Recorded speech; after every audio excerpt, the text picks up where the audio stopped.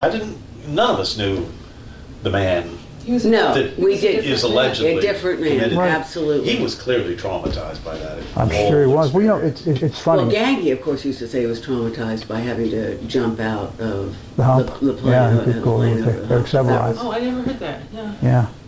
He was never the same. He always took a stash of gin with him whenever he was flying. You know, it's funny. I mean, the irony of this story, if this is the story, is that he says very clearly, and that this basically ruined his life, this experience, and that he'd hoped for so much more.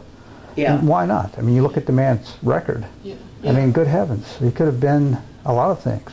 He says, you know, that's tragedy of my life is I became a lawyer who supported my family, but not much more than that. And you know, in our family, and there's a sadness about the idea You of have service. seen that thing that he wrote. Yeah, I got it. Because business was kind of looked down on by Lucy and Edmund, you know, and it was sort of that they made my father felt more like a success than Duncan, who of course was a very successful lawyer and made all kinds of money. Yeah. But he did. they because my father worked in public, which is people don't think that way anymore. I know. Tell me about it. Yeah, for sure. No, they don't. But he, you know, he accepted that. Duncan, you know, had that view too. You know that he.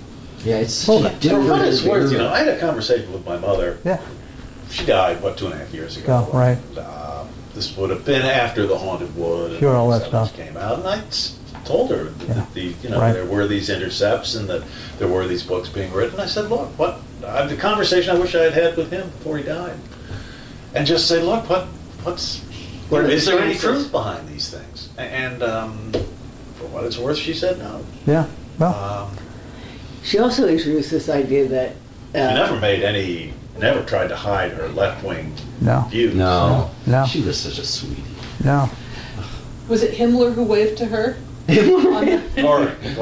Kiel Canal. Yeah, up on the 1936. Yeah.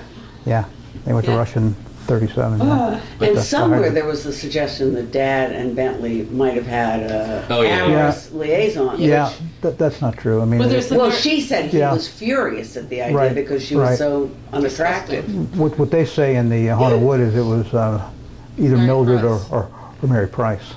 One of the Price sisters. Yeah, I've read that. Yeah.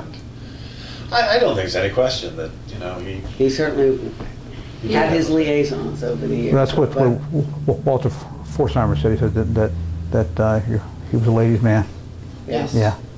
Well, he was very smooth. I mean, I remember him as a college student, and I just remember, you know, and I remember thinking at the time, because I knew, you know, just the bare bones of this, but thinking, well, you know, you never know how people are in their youth, but he seemed to me to be a very smooth, very conservative Republican lawyer in the Rockefeller mode. Right. Enlightened, but and I just felt whatever other sense he had, he never voted Republican. Yeah, I was going to say, if that's what you thought, you were dead wrong on that one. Absolutely, he was a lifelong I thought he Democrat. was. I just felt he seemed like that. Conservative, yes. He was socially conservative. You know, he didn't like tacky people. But I felt that this was a guy who, if nothing else, he would, you know, seem just the kind of person who would figure this, it wouldn't be a good career move to, you know, be involved with it.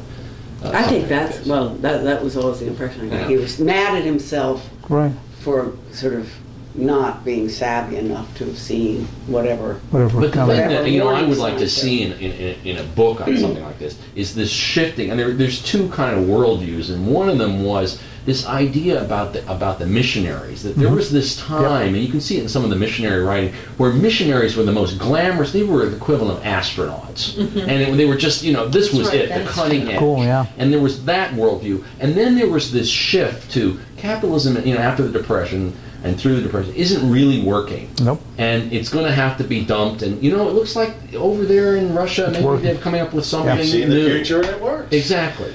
And it was, you know, this paradigm, the paradigm shift we always hear about, you know. And now we look back at it and say, my gosh, these people, you know, they were either on the right side or the wrong side. But it wasn't like that. Right. Yeah. Right. So this is a very complicated story. Yeah. Very complicated. Yeah, but it's an opportunity.